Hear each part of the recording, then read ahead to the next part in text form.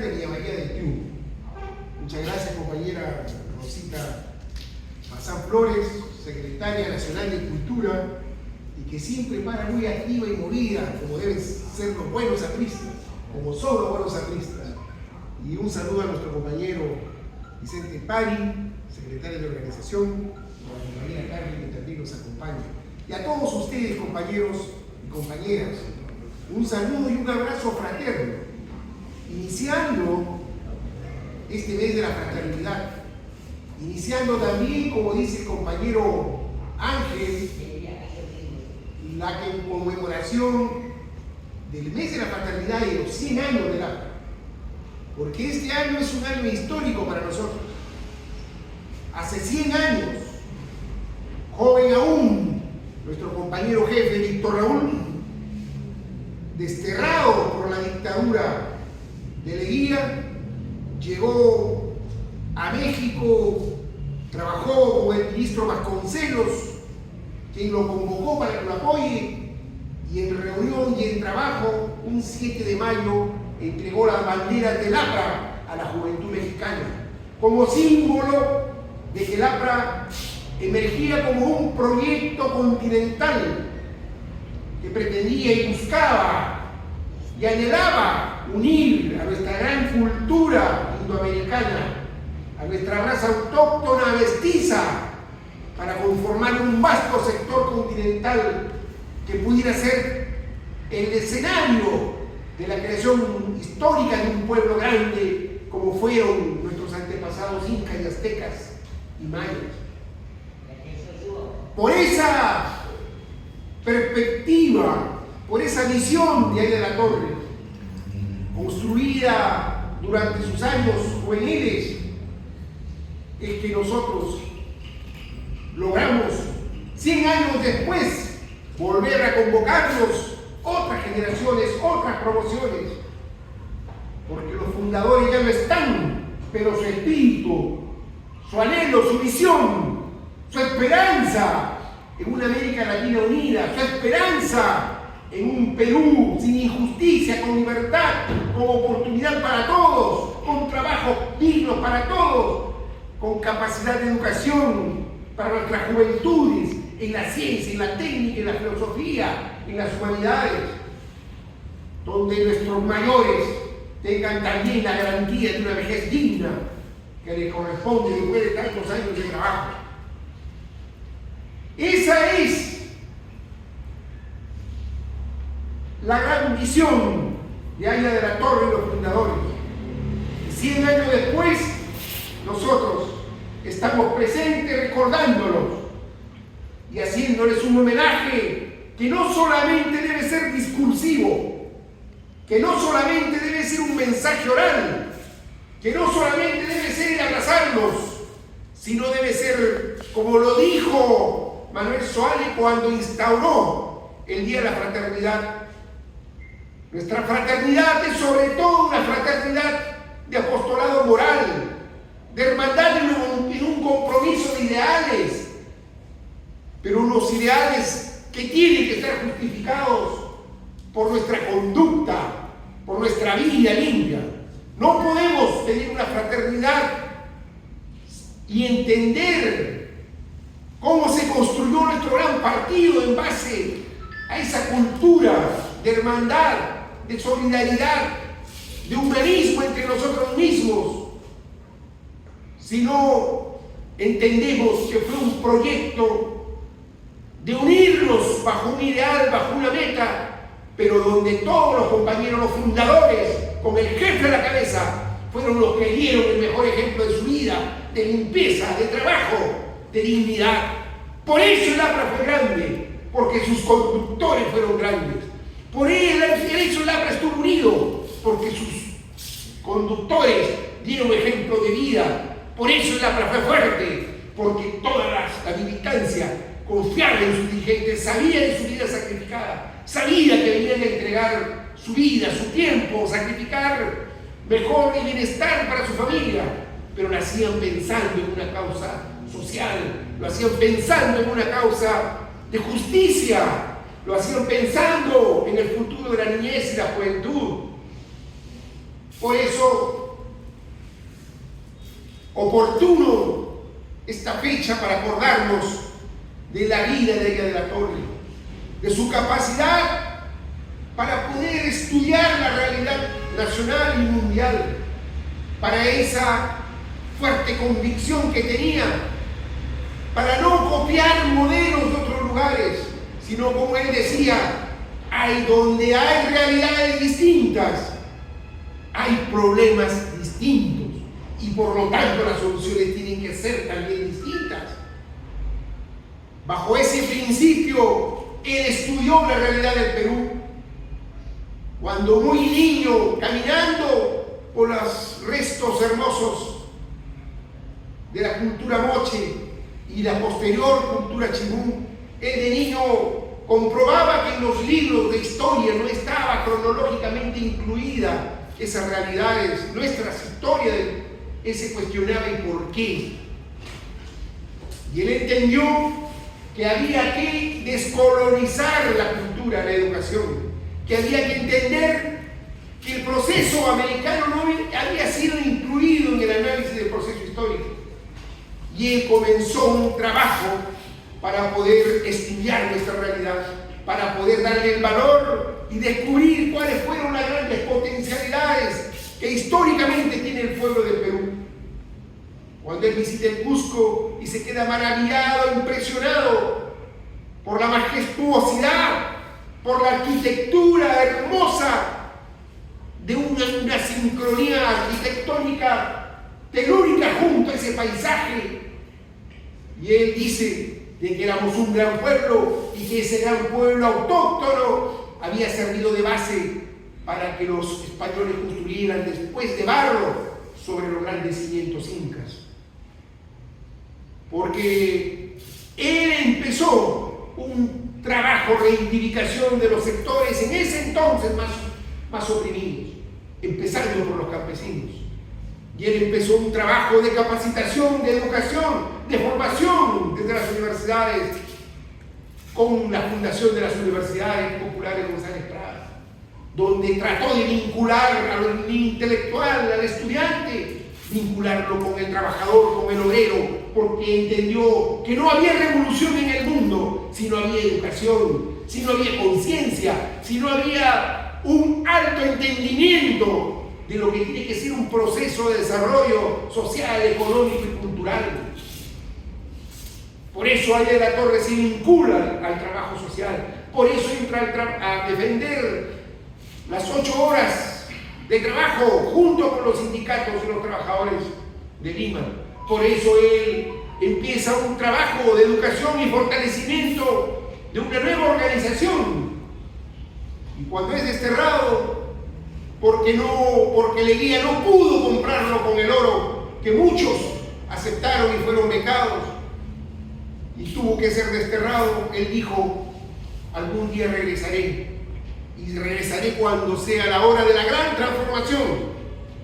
Y él llega en 1930, regresa al Perú después de haber caminado no solo por América, por Panamá, por Cuba, y México, sino por Rusia. Él había conocido la historia rusa. Justo cuando, pocos años después de la revolución bolchevique, el mismo año en que Lenin en los primeros meses había fallecido, él llega a Rusia y conoce la experiencia rusa. Y después de conocer la experiencia rusa, reflexionando, él dice: esa es otra realidad. Y bajo ese principio que realidades diferentes tienen problemas diferentes y por lo tanto soluciones diferentes, él dice: esos modelos corresponden a otro tipo de evolución socioeconómica y cultural, a otro espacio-tiempo. Nosotros somos otra realidad. Y los problemas del Perú, con nuestra historia, con nuestra cultura, con nuestras potencialidades, tienen que tener otras soluciones. Y estudiando y analizando el proceso mundial, se vincula al problema del imperialismo. Y él dice: el primer factor que incide en el proceso de desarrollo actual de hace 100 años, él dice, es el factor del poder del imperialismo, que llega al Perú, que llega a América se une, hace una alianza con la oligarquía de ese entonces y que mediante concesiones explota nuestra riqueza nacional, mediante empréstitos comprometen el futuro del fisco nacional, pero toda esa riqueza que salía en exportación y todos esos empréstitos eran mal utilizados, no sustentaron una base productiva para el Perú. Pero mientras los comunistas decían no queremos ningún tipo de capital, mientras los comunistas decían que no llegue ningún tipo de imperialismo, Aya de la Torre sabiamente dice: nosotros somos antiimperialistas, pero somos antiimperialistas constructivos. ¿Quién trae la técnica? ¿Cómo traemos la tecnología? Si no es con inversión extranjera, pero que llegue controlada, dirigida hacia sectores donde la economía nacional necesita, para que esa inversión traiga la tecnología, financie proyectos y pueda desarrollar el país. Y Aya de la Torre, quizás sin pensarlo, en 1928, cuando escribe el antiimperialismo, elabora estos conceptos básicos del aprismo, no sabía que años después, décadas después, primero en la India, con el desarrollo de una educación importante que hizo Nehru, con la creación de centros de investigación tecnológica y un proceso de industrialización básica que intentó Nehru y que fueron parte del proceso importante que ahora tiene de consolidación tecnológica la India. En los primeros años de la década del 60, Corea del Sur aplicó políticas exactamente como Aya de la Torre había dicho. Crearon un plan de desarrollo nacional en acuerdo con las fuerzas sociales y dijeron: necesitamos desarrollar la tecnología básica para la seguridad alimentaria, necesitamos desarrollar una tecnología elemental que dé trabajo a la mano de obra, como el calzado, la textilería. Y en un plan quinquenal dijeron a los capitales nacionales y externos: vengan, nosotros les vamos a dar exoneraciones tributarias, les vamos a dar ventajas, pero vengan a esta línea de inversión que a nosotros nos interesa. Y ustedes van a tener las ventajas que el Estado le va a dar. Y así lograron consolidar una industria. El Estado estaba jugando un rol de saber tratar con el capital extranjero, como Aya de la Torre lo decía. El Estado estaba jugando un rol concertador de un proyecto nacional.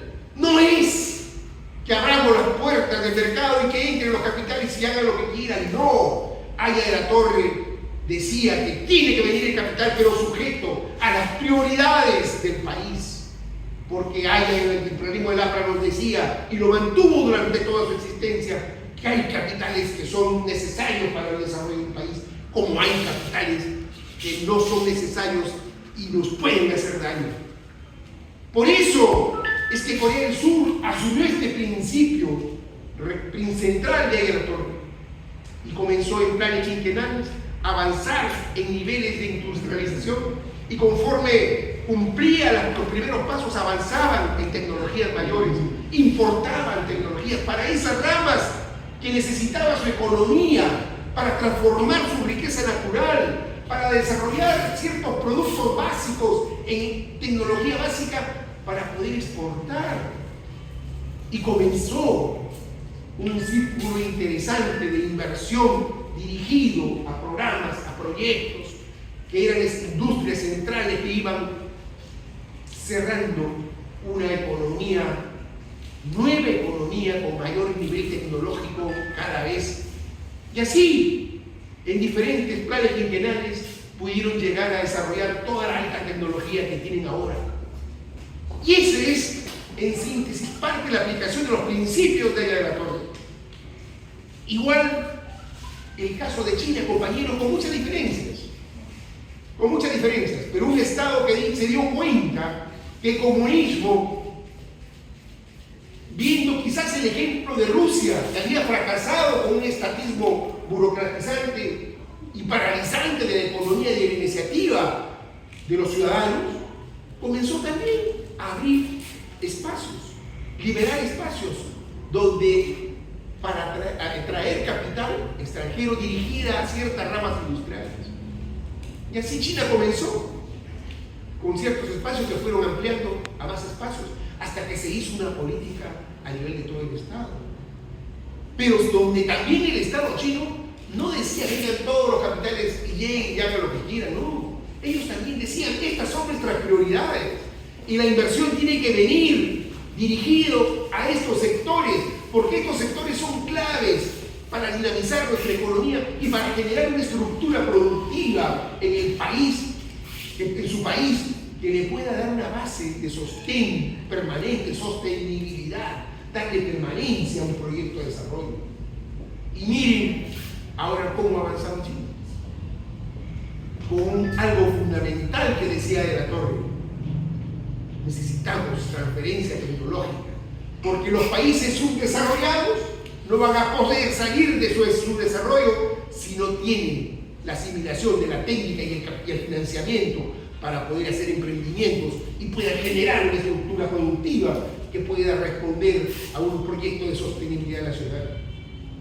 Por eso, compañeros, es que la brillantez del análisis político de la Torre, la lejanía del pensamiento marxista, del pensamiento comunista, la lejanía del pensamiento liberal y el nuevo acercamiento que él hace a partir de la mitad del siglo pasado, cuando desarrollando su tesis del espacio-tiempo histórico, nos dice, afirmándose en una tesis central de Einstein, que en 1938 había publicado un libro en asociación con Einfeld, que era un asistente, un trabajador de él, y en ese libro sobre filosofía, la aventura del pensamiento, él dice que la reflexión de la filosofía, dice Einstein, tiene que fundarse en afirmaciones científicas, que lo que la ciencia va descubriendo los nuevos paradigmas,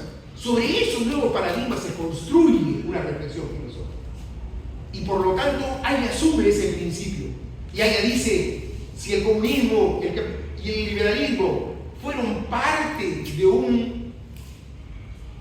de una cosmología, de una ciencia newtoniana del siglo XVII, que ya no tiene vigencia porque había nacido la ciencia de Einstein y determinista, que es la que ahora estamos todavía en predominio. Ella dice, ya esa vieja ciencia, ya superada por Einstein, es el que permitió las concepciones materialistas y idealistas. Es la que dividió al ser humano en cuerpo y en espíritu. Es lo que dividió a la sociedad en mercado y en Estado. Es lo que dividió al mundo en marxismo, en comunismo y liberalismo. En realidad, lo que plantea la nueva visión de la ciencia es que todo está unificado. Todos somos partes de una unidad. Todos estamos en intercambio permanente. Todos ustedes, los muebles, todo lo que nos rodea, todo nuestro entorno natural, físico, pero también social. Todo es parte de nuestro ser. Como decía Unamuno, soy yo y mis circunstancias. En esa visión, el mercado y el Estado, por ejemplo, ya no están separados, como nunca lo estuvieron. Son dos instituciones que andan juntas, que andan entrelazadas, porque son parte de la unidad social del mundo. Cuando nosotros analizamos cualquier país del mundo, hasta China, podemos ir al extremo de Rusia, donde vayamos, siempre hay un Estado y siempre hay una economía, un mercado donde se tiene que hacer un intercambio de bienes y donde hay también el salario, como decía también ayer la Torre. Mientras haya salario, habrá pluralidad. Mientras haya pluralidad, habrá capital. Y mientras haya capital, habrá capitalismo. Entonces, compañeros, hay nos dio otra visión.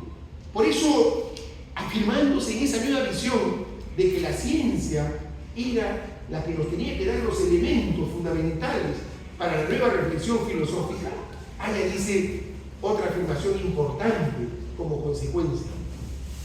En 1954, y grábense esta fecha, compañeros, en 1954, ella dice, La revolución de nuestro siglo, la revolución de nuestro tiempo, es la revolución de la ciencia y la tecnología. Yaya dice que ha de superar lo alcanzado por el capitalismo, que no ha logrado sino resolver en parte los problemas, las necesidades humanas, y también a la congelada promesa comunista. Ella planteaba que en esta nueva concepción no era solo el factor del modo de producción, no solo era la iniciativa privada, el ideal, el pensamiento, sino que había un nuevo factor actuante en la dinámica social. Porque la dinámica social para los artistas, como lo dijo Tenor Orrego en 1939, en Pueblo Continente, y como Aya de la Torre en Espacio-Tiempo Histórico lo amplía y lo desarrolla un poco más. Para nosotros los procesos históricos no están determinados, condicionados por un solo factor. Para nosotros hay una multiplicidad de factores que inciden en los procesos sociales. Factores individuales, psicológicos, actitudes biológicos, como también hay factores externos, nuestro entorno social, nuestra calidad educativa, nuestra salud, nuestra cultura, como también hay temas externos, ¿no? Como nuestro hábitat, nuestras fuerzas telúricas, nuestras fuerzas magnéticas, nuestros paisajes. Todo ese entorno conforman parte de un proceso social. Ese es un pensamiento nuevo que emerge del APRA, que contrasta con el marxismo, que contrasta con el liberalismo. Aya fue un pensador original. Aya fue un pensador que profundizó en las raíces del conocimiento científico. Él estuvo en Oxford, no olviden. Y él fue muy amigo de Albert Einstein. Ahí están las fotos de su visita que él hizo cuando Einstein estuvo en Estados Unidos. Y Aya de la Torre dialogó con Einstein sobre precisamente su teoría del espacio-tiempo histórico. Entonces, compañeros, toda esta experiencia de Aya, esta visión que la ciencia y la tecnología era el nuevo factor de la revolución mundial, es lo que estamos viendo ahora. En 1970, en un discurso por el Día de la Fraternidad en la Plaza San Martín, él se dirige a los jóvenes de entonces, en una parte ya casi final de su magistral discurso. Y él les dice, a los jóvenes que van a llegar al año 2000, yo quiero advertirles, y no digan que nosotros se lo dijimos, les advertimos, que va a haber hay una gran revolución, que es la revolución de la ciencia y la tecnología. Y que esa gran revolución va a cambiar la forma de vivir, vale decir, la forma de producir, la forma de relacionarnos, la forma de comunicarnos. Y dice también, va a cambiar también el pensamiento, las ideas, porque lógicamente una nueva revolución trae nueva filosofía, nueva filosofía. Por eso él utilizó el relativismo para negar al marxismo. Por eso él citó el determinismo para negar también al marxismo. Porque él sabía que eran nuevos conceptos de la ciencia que daban una nueva concepción del espacio, del tiempo, de lo que estábamos constituidos de la naturaleza. Porque antes se pensaba que materia era parte de una sustancia y había otra sustancia, el pensamiento. Y allá, con la fórmula de Einstein, energía es igual a materia, por velocidad de la luz, está modificando toda esta concepción de dos sustancias distintas de la naturaleza y nos decía que hay una sola sustancia en el mundo. Y que lo que consideramos corpóreo, con volumen, con capacidad de visualizarlo, simplemente es materia, es energía, pero otro está mostrando. Y esa es la realidad. Por eso es que ahora el entendimiento del ser humano es diferente. Somos una unidad psicobiológica. Y nos influye tanto nuestras emociones, nos influye tanto el estar alegre, nos influye tanto el estar juntos, compartir con ustedes, como por ejemplo este hermoso momento. Y por eso Aya de la Torre siempre dijo que nosotros, los apristas, el sentido de justicia lo hacíamos por amor, no lo hacíamos por revancha, no lo hacíamos por venganza, no lo hacíamos por odio, lo hacíamos por amor. Y ahora la ciencia neurobiológica demuestra que el amor, el consentimiento, es lo que nos mantiene sanos y vitales. Es parte de la naturaleza humana el tener empatía, el ser fraternos, porque solo así construiremos lo que Aya de la Torre encaminó, porque solo así continuaremos la gran obra de la misma. Digo, compañeros, y ya para terminar, que me complace mucho haber estado con ustedes. Me decía nuestro compañero Ángel que publiqué 2 libros, uno sobre gestión municipal, porque como has dicho, fui 2 veces alcalde y regidor provincial, y publiqué después un libro que se denomina Siglo XXI, Ocaso y Desafío. Y en este trabajo, compañeros, expongo parte de lo que he dicho. Y ahora, 10 años, 12 años, 14 años después que escribí este libro, estoy escribiendo un tercer libro que es para analizar lo que está pasando en el mundo y comprender que Aya de la Torre tuvo razón, como ahora estamos confirmando. Compañeros, muchas gracias por haberme permitido estar con ustedes. Muchas gracias porque iniciamos, creo que con brillantez, el Día de la Fraternidad. Muchas gracias y un saludo especial a nuestro compañero Fernando Calle, que acaba de llegar y para quien le pido un